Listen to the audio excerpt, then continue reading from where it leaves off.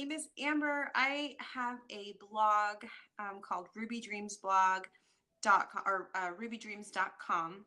Sorry, I'm so not used to going live. This is a totally new experience for me, but I wanted to come on here and talk to you a little bit about these guys right here. So these are silicone implants, breast implants that I had put in about 5 years ago in 2013.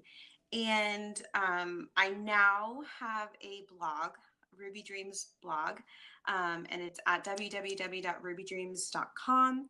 And I started it actually to kind of heal from this whole experience. So I got these implants in 2013. I was super healthy. That's actually kind of why I got them. I was in the best shape of my life. I was about to turn 30, and I really just wanted to do it for myself. It was something I wanted to do for a really, really long time. And I had a type of breast deformity that, made me think that I wasn't normal and I wanted to always fix it. So that's where these came in. I finally was in a point in my life where I could afford it. I was super excited to get them done. And let me just tell you a little bit about what happened after I got them. So just so you know, I had them in for 4 years.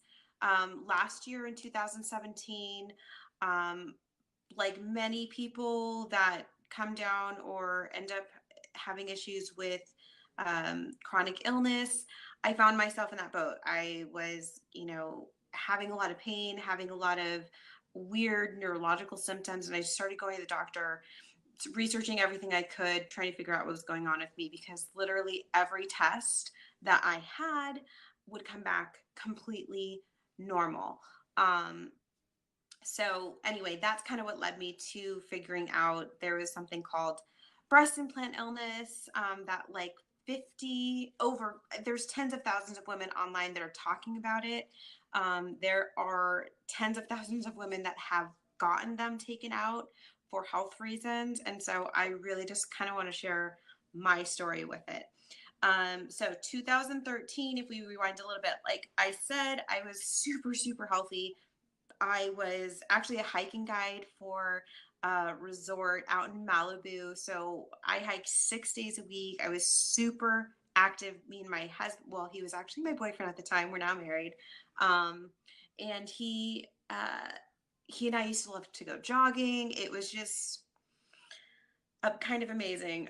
Very different from my life now, because like I said, I now have a ton of chronic illness symptoms after getting these. So 2013, I got them in July, the end of July. And by that fall, by about October or November, I had just kind of started to notice I was having joint pain. And this was not anything that I really had ever noticed before. And I noticed it in my hands, my wrists, oddly enough, like my forearms, elbows, really kind of strange places. So I did have also a lot of back and shoulder pain, which I never had before, but that I honestly figured was just part of it, part of getting breast implants. Like there's heavier on your chest. I figured that, the back pain and all that was normal. Which I don't know if it's normal or not. I'm guessing if you have, I've talked to women that don't have implants, just have larger breasts, and they say they suffer with back pain. So I'm guessing that's normal.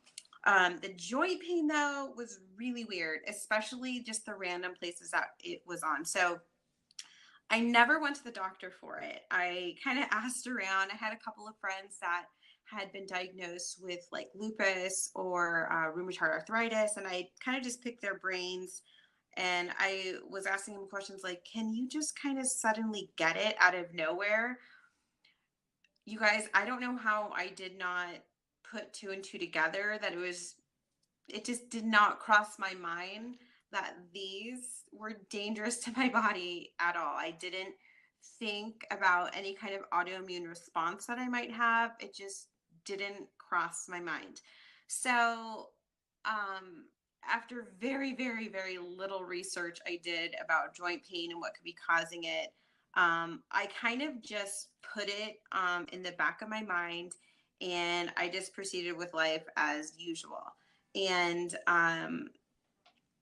it really it did become just kind of a normal part of my life. Like my husband and I were just getting together back then, and like he just has always kind of known me, um, at least for the majority. He actually took me to get them. He never really wanted me to get them, but it was before we were ever dating. He actually volunteered to take me because I needed someone to take care of me, and it's probably a lot of the reason why we ended up together. But so he kind of saw the progression and saw me change from being active to not active. But joint pain, body pain became like a very regular part of my life that I just kind of ignored.